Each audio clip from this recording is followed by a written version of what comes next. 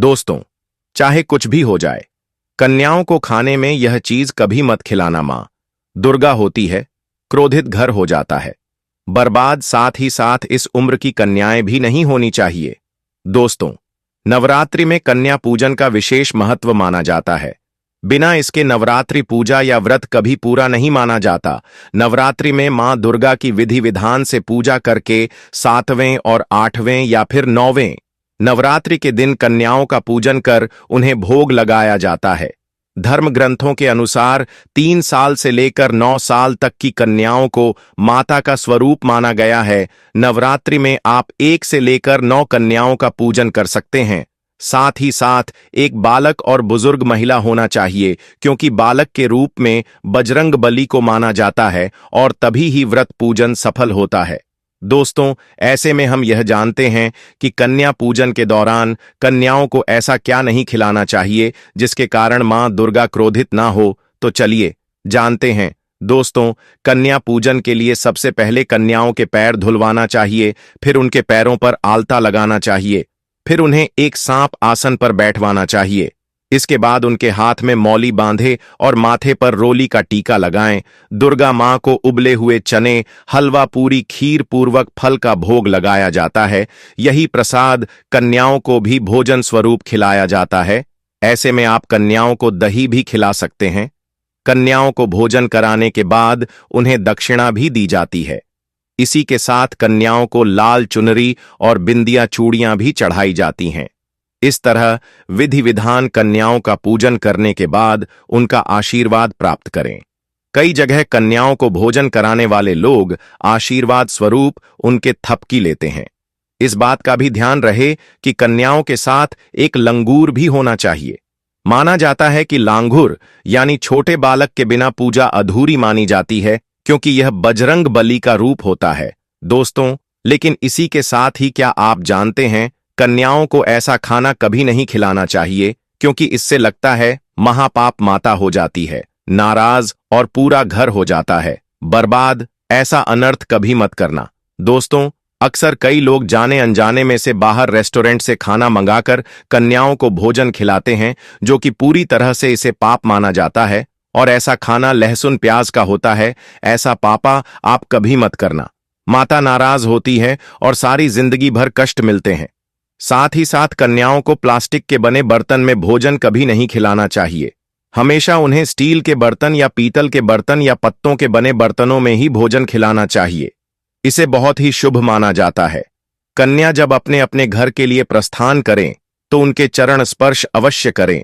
ऐसा करने से यह व्रत पूरा होने का संपूर्ण और सफल समय माना जाता है। माता अति प्रसन्न होती है और देती है आपको वरदान। लेकिन याद रहे, कन्या हमेशा आपके घर से खुश होकर ही अपने घर को प्रस्थान करें। अच्छा, तो आप में से कौन कौन चाहता है माता को अपने घर पर बुलाना? तो कमेंट बॉक्स में जरूर लिखें, मां हमारे घर में जरूर पधारें। जय माता दी। मां के लिए एक लाइक जरूर ही करें।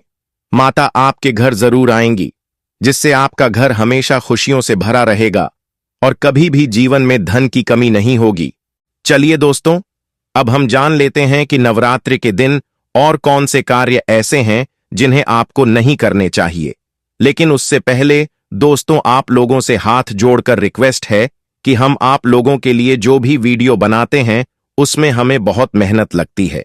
कई धार्मिक ग्रंथों से, साधु संतों से हमें यह जानकारी एकत्रित करते हैं। इसलिए अगर आपको हमारी वीडियो थोड़ी सी भी ज्ञानवर्धक लगी हो तो कृपया इस वीडियो को एक लाइक करके हमारे चैनल को सब्सक्राइब भी जरूर कर लें, ताकि शास्त्रों के द्वारा बताई गई प्रमाणित बातें और उपाय हम आपके पास लेकर निरंतर आते रहे। तो चलिए दोस्तों, जान लेते हैं कि नवरात्रि के दिन और कौन से 7 काम नहीं करने चाहिए। दोस्तों, नंबर 1, भूल कर भी ना करें, इन चीजों का दान दो। दोस्तों, गुरुजी कहते हैं कि नवरात्रि के दिन दान पुण्य करना अच्छा माना जाता है, लेकिन इस दिन कुछ चीजों का दान करना शुभ नहीं माना जाता है। नवरात्रि के इन 9 दिनों में किसी भी व्यक्ति को सरसों के तेल का दान नहीं करना चाहिए। माना जाता है कि सरसों तेल का दान करने से शनि ग्रह कमजोर होता है। इससे आपके भौतिक सुख में कमी आती है और साथ ही लोहा या लोहे से निर्मित वस्तु भी किसी को नहीं देना चाहिए। दोस्तों, अगला तामसिक चीज जैसे कि प्याज लहसुन का दान आपको इन दिनों भूल कर भी नहीं करना चाहिए। इससे आपकी कुंडली में माता लक्ष्मी और शुक्र ग्रह का भाव कमजोर हो जाता है। वहीं नवरात्रि के दिनों में पति पत्नी को भूल कर भी एक दूसरे से लड़ाई नहीं करनी चाहिए। माना जाता है कि इस मतभेद से बड़ी परेशानी पैदा हो जाती है। नवरात्रि के दिनों में ऐसा कोई भी काम ना करें जिससे दाम्पत्य जीवन में परेशानी आ जाए। इसी के साथ दोस्तों, आपको इस चैत्र नवरात्रि के दिनों में काले रंग की वस्तुओं का दान करने से भी बचना चाहिए। जमीन या घर खरीदना हर किसी का सपना होता है, इसलिए अक्सर लोग प्रॉपर्टी से संबंधित चीजों के लिए ज्योतिष से सलाह जरूर लेते हैं। अगर आप प्रॉपर्टी खरीदने की सोच रहे हैं तो नवरात्रि के कुछ दिन यह काम बिल्कुल ना करें। नवरात्रि के दिनों में प्रॉपर्टी से जुड़ा कोई काम करने से आपको हानि हो सकती है। यदि फिर भी अपने मन बना ही लिया है तो प्रॉपर्टी खरीदने से पहले माता दुर्गा की विधिवत पूजा करें एवं लाल टीका लगा करके डील फाइनल करने के लिए जाएं। लेकिन ध्यान रहे दोस्तों, इस डील के बारे में आपने किसी भी दोस्त पड़ोसी रिश्तेदार को खबर नहीं होनी चाहिए दोस्तों। अगली चीज, नवरात्रि के 9 दिन किसी भी स्त्री का कन्या का अपमान ना करें। वैसे तो स्त्री का अपमान केवल एक दिन ही नहीं बल्कि कभी भी नहीं करना चाहिए। माता लक्ष्मी को स्त्री का स्वरूप माना जाता है। ऐसे में अगर आप नवरात्रि के दिनों में किसी स्त्री को अपमानित करते हैं तो इसे माता लक्ष्मी का अपमान माना जाता है। जिन घरों में महिला का सम्मान नहीं किया जाता है वहां माता लक्ष्मी कभी नहीं आती है। दुर्गा पूजा के दौरान यानी कि नवरात्रि में मांसाहार भूलकर भी नहीं करना चाहिए। इसके अलावा इस दिन अल्कोहल पीने से भी बचना चाहिए। अगर संभव हो तो नवरात्रि के सभी 9 दिन पूर्ण सात्विक भोजन करें। इस दिन मांस मदिरा का सेवन करने से घर में अशांति आती है और माता लक्ष्मी नाराज हो जाती है। अगर आप इस चैत्र नवरात्रि माता रानी को अपने घर बुलाना चाहते हैं तो यह वीडियो आपके लिए ही है, क्योंकि आज के इस बेहद ही खास वीडियो में हम आपको सिक्के से जुड़ा एक एक ऐसा उपाय बताने वाले हैं जिसे करने के बाद रातों रात आपकी किस्मत बदल जाएगी दोस्तों। चैत्र नवरात्रि इस बार यानी कि 2025 में 30 मार्च दिन रविवार के दिन से प्रारंभ हो रही है, जो कि 6 अप्रैल रविवार के दिन ही समाप्त होगी। जिस वजह से यह नवरात्रि पूरे 8 दिनों के पड़े हैं। 31 मार्च को 2 व्रत एक साथ रखे जाएंगे। मां ब्रह्मचारिणी और मां चंद्रघंटा की पूजा एक साथ होगी। इस नवरात्र में दुर्लभ से दुर्लभ जानकारी बताता हूं। तो आज की जो हमारी वीडियो है यह नवरात्रि का जो हमारा पावन पर्व चल रहा है, चैत्र नवरात्रि चल रहे हैं। तो इस पावन पर्व में वैष्णो मां के सिक्के अगर आपके पास में हैं तो आप भी इसका लाइव चमत्कार देख सकते हैं।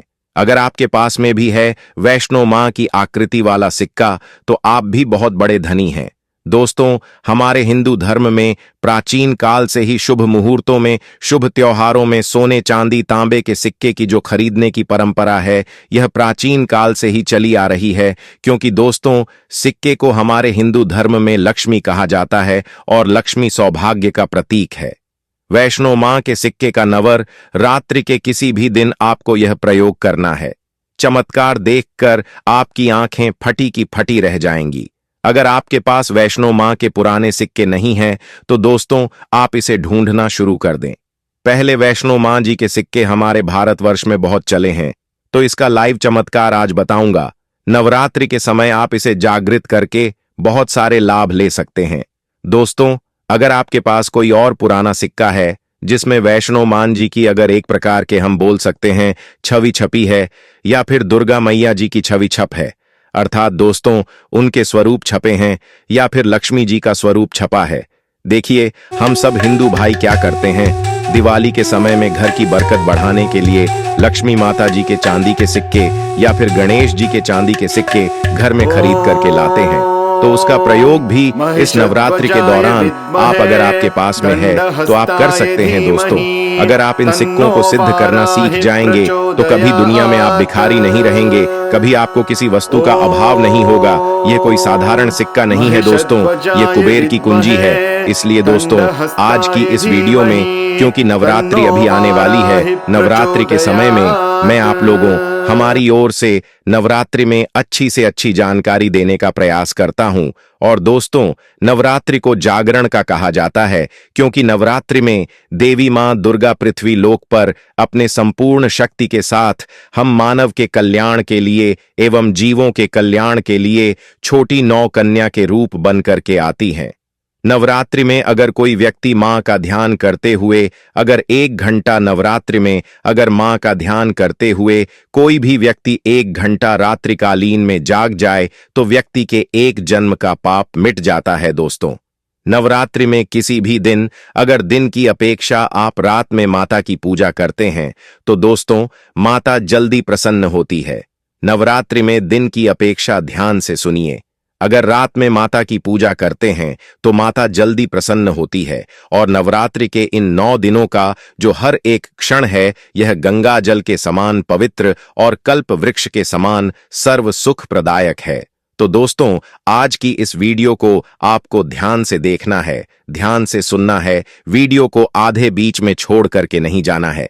वैष्णो माता जी के जो सिक्के का चमत्कारिक प्रयोग बताऊंगा, इसे सिद्ध करने का तरीका बताऊंगा दोस्तों, यह आपको रंग से राजा बनाएंगे, आपको यह इच्छित नौकरी दिलाने का काम करेंगे, यह आपके हर कदम में मित्र के भांति मदद करेंगे। किसी भी क्षेत्र में जाइए, यह हर क्षेत्र में आपकी मदद करेंगे।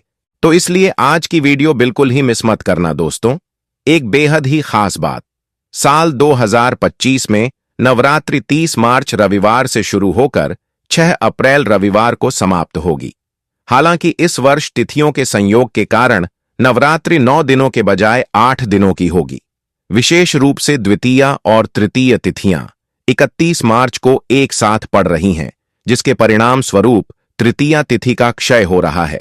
इस कारण नवरात्रि का पर्व 8 दिनों में संपन्न होगा, लेकिन मां दुर्गा के 9 स्वरूपों की पूज विधि पूर्वक संपन्न की जाएगी।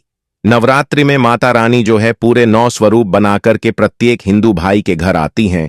तो नवरात्रि में अगर आप माता रानी को प्रसन्न करना चाहते हैं तो नवरात्रि के किसी भी एक दिन रात्रि काल के समय में माता रानी को मोगरे के फूल अर्थात दोस्तों जो मोगरे का पुष्प आता है जिसे हम जैस्मीन बोलते हैं, इसका गजरा बना करके माता रानी को पहना देना या फिर भेंट कर देना, उनके चरणों में अर्पित कर देना। इससे माता रानी बहुत प्रसन्न होती है। और अगर आप ऐसा करते हैं, माता रानी को नवरात्रि की सप्तमी के दिन अगर माता रानी को मोगरे के पुष्प का गजरा बनाकर अगर माता को भेंट करते हैं तो माता ऐसे भक्तों को सब कुछ देने के लिए सब कुछ अपना न्योछावर कर देती हैं, जैसे कि धन, ऐश्वर्य, सुख, शांति, माता सब कुछ न्योछावर कर देती है। वहीं दोस्तों, बहुत सारे ऐसे भाई बहन हमारे चैनल में जुड़े हैं जो अपने लाइफ में बहुत ज्यादा बिजी रहते हैं, व्यस्त रहते हैं, जिन्हें रोजमर्रा के कामों से पूरा टाइम नहीं मिल पाता, वक्त नहीं मिल पाता। तो वैसे लोग गजरा बना करके माता को चढ़ाएं। आपकी सभी मनोकामना केवल एक ही दिन को गजरा चढ़ाने से माता पूर्ण करती है। दोस्तों, मां का हृदय बहुत कोमल होता है, मां को प्रसन्न करना बहुत आसान है, बस आपके भाव अच्छे होने चाहिए। तो अगर आपके पास वैष्णव माता, लक्ष्मी माता, हनुमान जी, गणेश जी या किसी अन्य देवी देवता का कोई पुराना सिक्का है तो नवरात्रि का समय उसे जागृत करने के लिए सबसे उपयुक्त माना जाता है।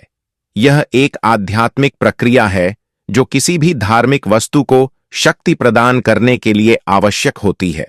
शास्त्रों में बताया गया है कि बिना शक्ति संचार या प्राण प्रतिष्ठा के कोई भी मूर्ति, यंत्र या धार्मिक प्रतीक अपनी पूर्ण ऊर्जा नहीं देता। जिस प्रकार एक मंदिर में स्थापित मूर्ति में जब तक प्राण प्रतिष्ठा नहीं होती तब तक उसकी पूजा करने से पूर्ण लाभ नहीं मिलता, उसी प्रकार देवी देवताओं के चित्र वाले सिक्कों या अन्य पवित्र वस्तुओं को भी जागृत करने की आवश्यकता होती है। पुराने समय में देवी देवताओं के चित्र अंकित सिक्कों का प्रचलन बहुत अधिक था। विशेष रूप से वैष्णव माता और लक्ष्मी माता के सिक्के बहुत प्रसिद्ध थे। बहुत से श्रद्धालुओं के पास यह सिक्के आज भी मौजूद हैं, लेकिन अगर उन्हें जागृत नहीं किया गया है तो वे केवल साधारण धातु के टुकड़े मात्र हैं। इन्हें शक्ति संपन्न बनाने के लिए एक विशेष प्रक्रिया अपनाई जाती है, जिससे इन सिक्कों में आध्यात्मिक ऊर्जा प्रवाहित होती है और वे धन, समृद्धि और सुख शांति प्रदान करने वाले बन जाते हैं। नवरात्रि एक ऐसा पावन समय होता है जब देवी की कृपा सबसे अधिक होती है। इस दौरान की जाने वाली साधनाएं और अनुष्ठान अत्यधिक फलदायी माने जाते हैं। इस अवधि में सजीव और निर्जीव, चल और अचल सभी वस्तुएं चैतन्य हो जाती हैं और उनमें दिव्य ऊर्जा का संचार होता है। इसलिए इस विशेष समय का लाभ उठाकर देवी देवताओं से संबंधित प्रतीकों को जागृत किया जाता है। सिक्के को जागृत करने के लिए किसी जटिल मंत्र या तांत्रिक क्रिया की आवश्यकता नहीं होती, बल्कि एक अत्यंत सरल और प्रभावी विधि को अपनाया जाता है। इस विधि के अनुसार नवरात्रि के पहले दिन इस सिक्के को अखंड ज्योति कलश ओ में रखना होता है। अखंड ज्योति का प्रकाश और उसकी आध्यात्मिक ऊर्जा सिक्के को शक्ति प्रदान करती है।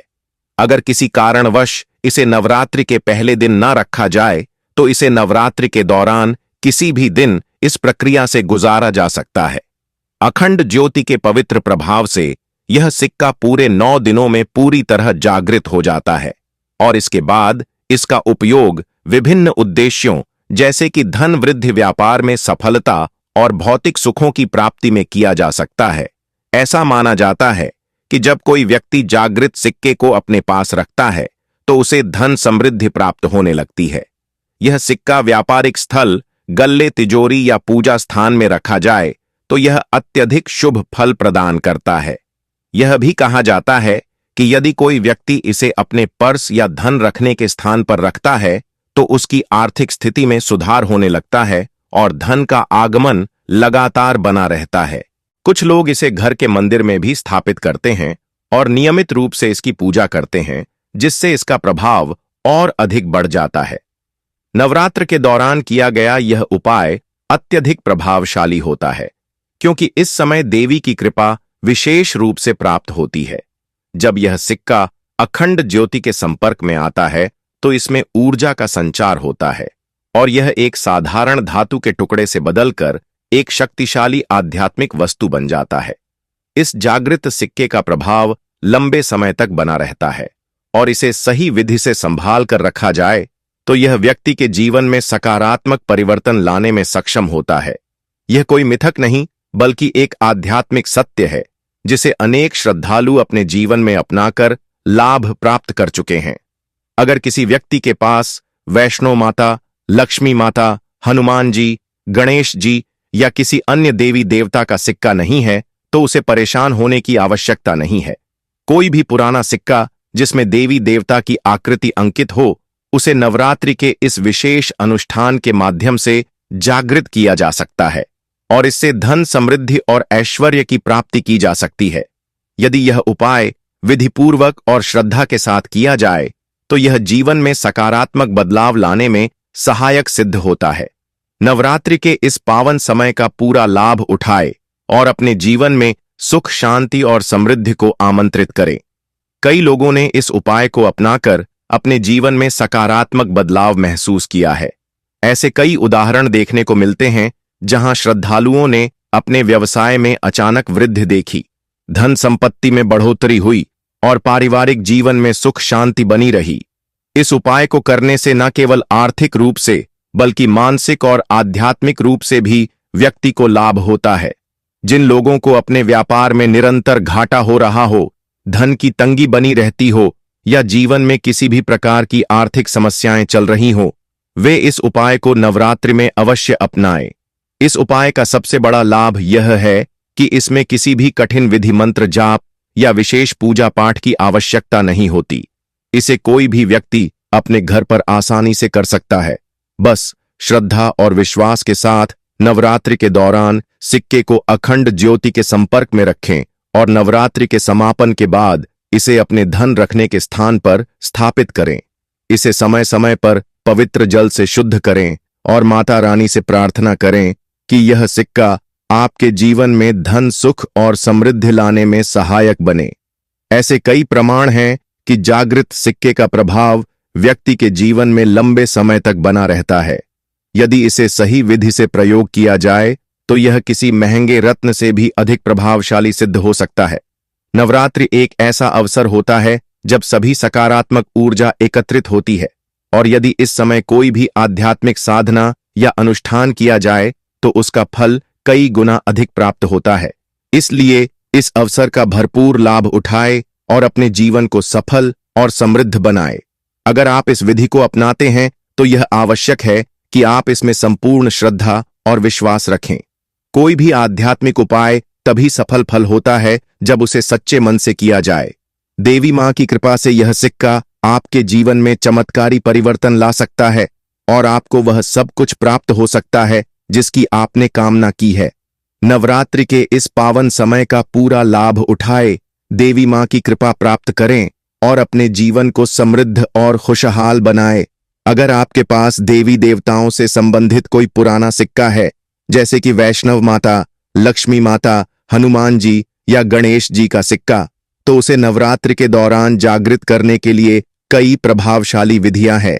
यह एक आध्यात्मिक प्रक्रिया है जिससे साधारण सिक्का भी एक दिव्य ऊर्जा का स्रोत बन जाता है और जीवन में सकारात्मक बदलाव लाने में सहायक होता है। इस प्रक्रिया में तुलसी और नीम के वृक्ष की विशेष भूमिका होती है, क्योंकि इन दोनों वृक्षों को देवी देवताओं का निवास स्थान माना गया है और इनमें आध्यात्मिक शक्तियां संचित होती हैं। इस चमत्कारी सिक्के को तय करने का दूसरा तरीका तुलसी के पौधे की जड़ के नीचे इसे 9 दिनों के लिए दबा देना है। नवरात्रि के दौरान तुलसी की जड़ में समस्त तीर्थों का वास होता है और भगवान विष्णु तथा देवी देवताओं की दिव्य ऊर्जा यहां संचित होती है। जब सिक्का 9 दिनों तक तुलसी की जड़ के संपर्क में रहता है तो इसमें दिव्य ऊर्जा का संचार होता है और यह शक्ति संपन्न बन जाता है। ऐसा माना जाता है कि नवरात्रि के समय नवदुर्गा की संपूर्ण शक्ति इस धरती पर विद्यमान होती है और इस दौरान पेड़ पौधे एवं अन्य प्राकृतिक तत्व जागृत अवस्था में होते हैं। तुलसी माता को विशेष रूप से देवी की सहचर शक्ति माना जाता है, इसलिए इस दौरान उनकी जड़ में रखा गया सिक्का अत्यधिक शक्तिशाली हो जाता है। जब यह सिक्का पूर्ण रूप से जागृत हो जाता है तो इसे 10वें दिन निकालकर प्रयोग में लाया जा सकता है। अगर नवरात्रि के 9 दिनों तक सिक्का तुलसी की जड़ के नीचे रखने का समय न मिले तो तीसरा तरीका अपनाया जा सकता है। इस विधि में नवरात्रि के किसी भी दिन केवल 24 घंटे के लिए सिक्के को नीम के वृक्ष की जड़ में रखा जाता है। नीम का वृक्ष अत्यंत पवित्र माना जाता है और समस्त देवी शक्तियों का वास इसमें होता है। नवदुर्गा के 9 स्वरूपों से लेकर 51 शक्तिपीठों की समस्त ऊर्जा नीम के वृक्ष में समाहित होती है।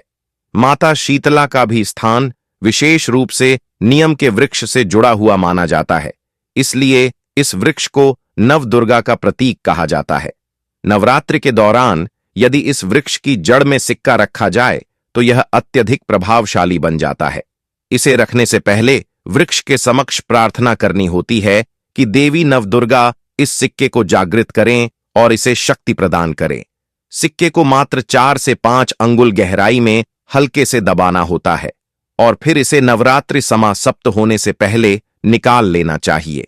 यदि पूरे 9 दिनों तक यह सिक्का नीम के वृक्ष की जड़ में रखा जाए तो इसका प्रभाव और अधिक बढ़ जाता है। सिक्के के जागृत होने के बाद इसे सही तरीके से प्रयोग करना अत्यंत आवश्यक होता है, अन्यथा इसका पूर्ण लाभ प्राप्त नहीं हो सकता। नवरात्रि के बाद यह सिक्का कई प्रकार से उपयोग में लाया जा सकता है। इसे लॉकेट की तरह हुक लगवाकर गले में पहना जा सकता है। करने से यह न केवल सुरक्षा प्रदान करता है बल्कि जीवन में चमत्कारी परिवर्तन भी लाता है। यह किसी भी महंगे रत्न से अधिक प्रभावशाली होता है और व्यक्ति को सकारात्मक ऊर्जा प्रदान करता है। जागृत वस्तुएं हमेशा कम समय में अधिक प्रभाव डालती हैं और व्यक्ति के भाग्य को तेजी से बदल सकती है। कई बार हम देखते हैं कि कुछ लोगों की किस्मत अचानक बदल जाती है और वे रातों रात समृद्ध हो जाते हैं। इसके पीछे कई बार जागृत शक्तियों का प्रभाव होता है जो व्यक्ति के जीवन को पूरी तरह से बदल सकती है। अगर किसी का व्यवसाय या दुकान है तो इस सिक्के को धन रखने के स्थान गल्ले या तिजोरी में रखना अत्यंत लाभकारी होता है। यह सिक्का चुंबक की तरह कार्य करता है जो धन और ग्राहकों को आकर्षित करने में सहायक होता है। जब इसे दुकान या कारोबारी स्थल पर रखा जाता है तो यह व्यापार में वृद्धि करता है और आर्थिक उन्नति प्रदान करता है। यह सिक्का न केवल धन को आकर्षित करता है बल्कि अगर इस उपाय को लगातार हर एकादशी पर करने से भी विशेष लाभ प्राप्त होता है।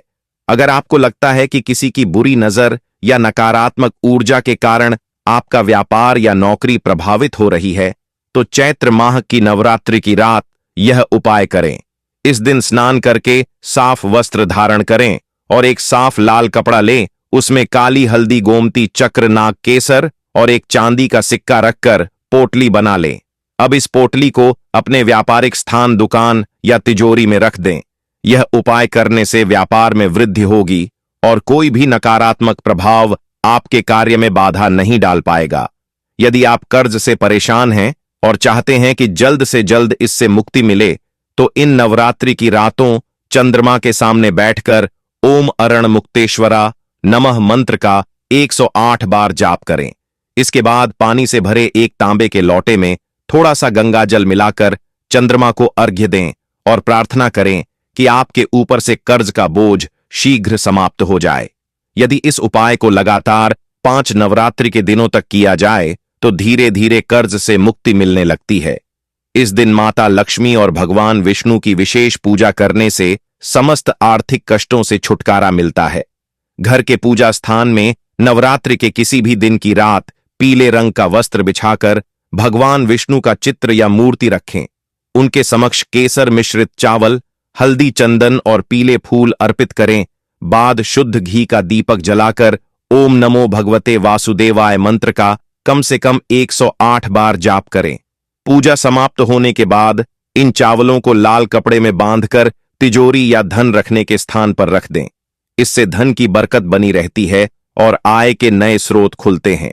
हमारे हिंदू धर्म में दूर्वा घास का बहुत ही बड़ा एवं विशेष महत्व है। दूर्वा घास भगवान श्री गणेश जी की अत्यंत ही प्रिय वस्तु है। ऐसा माना जाता है, जो भी व्यक्ति किसी भी खास दिन जैसे कि चैत्र नवरात्र के दिन भगवान श्री गणेश जी को दूर्वा घास के साथ यह एक खास चीज बताए गए तरीके से अर्पित करता है, उसके जीवन में कभी भी कोई भी समस्याएं, अड़चन नहीं आती हैं, क्योंकि दूर्वा घास कोई साधारण घास नहीं होती। पूजा पाठ में जितने भी हमारे हिंदू धर्म में अनुष्ठान या यज्ञ होते हैं, इनमें विशेष तौर पर दूर्वा घास का प्रयोग जरूर ही होता है, क्योंकि दोस्तों, यह साधारण सी दिखने वाली दूर्वा घास चमत्कारी शक्तियों से भरी हुई होती है। स्वयं इसकी जड़ में मां गंगा का वास होता है और बहुत ही कम लोग इसकी गुप्त चमत्कारी शक्तियों को जानते हैं। देखिए, जैसा हमने आपको अभी बताया कि दूर्वा घास देवी दुर्गा तथा प्रभु श्री गणेश को चढ़ाई जाती है, जिससे माता महालक्ष्मी और भगवान गणेश जी बहुत ही जल्दी प्रसन्न भी हो जाते हैं। हमारे प्राचीन शास्त्रों में इसके अनगिनत चमत्कारी फायदे बताए गए हैं।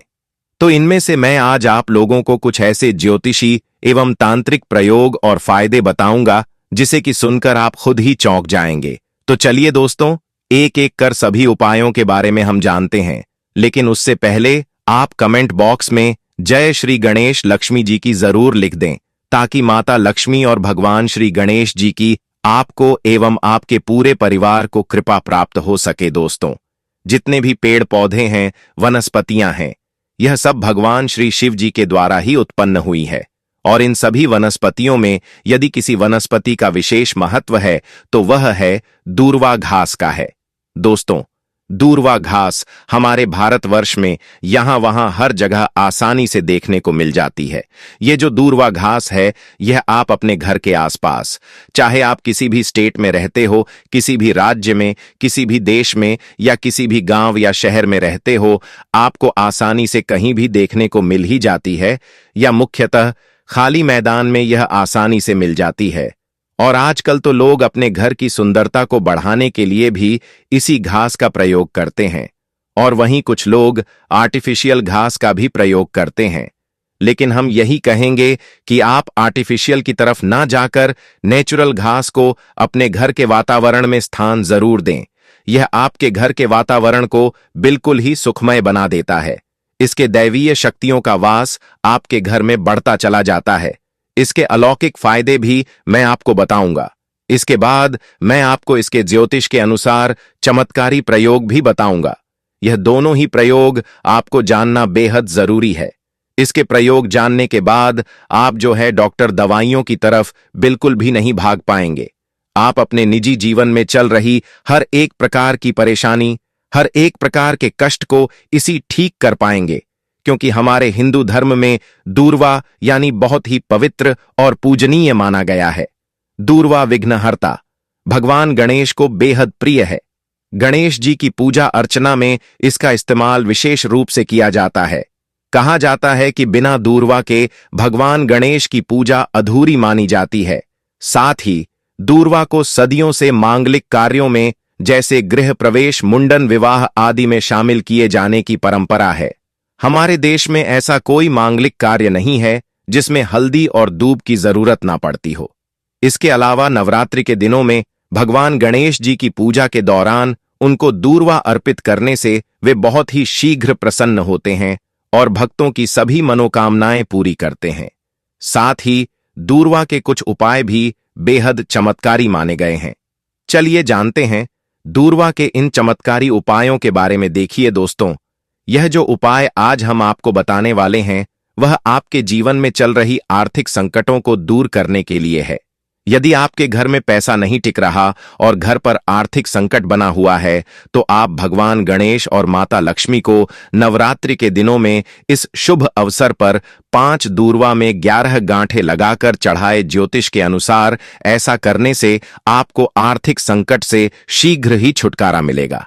वहीं यदि मन में कोई इच्छा है जो आप चाहते हैं कि पूर्ण हो जाए, लेकिन किसी कारणवश आपकी कोई इच्छा पूर्ण नहीं हो पा रही, अब आपकी वह इच्छा सेहत या संतान से जुड़ी हुई हो सकती है, या फिर आप एक कोई विशेष मनोकामना भी हो सकती है। मतलब जो भी जैसे भी मनोकामना हो, उसके पूर्ति के लिए यह उपाय आप जरूर करें। तो करना क्या है कि आपको दूर्वा घास को गाय के दूध में मिलाकर उसका लेप बना लेना है। फिर उसे तिलक के रूप में माथे पर नवरात्रि के 9 दिन ओम गण गणपते नमः इस मंत्र का जाप करते हुए लगाएं। मान्यता है कि इससे आपकी जो भी मनोकामना होगी वह शीघ्र, अतिशीघ्र पूर्ण हो जाएगी।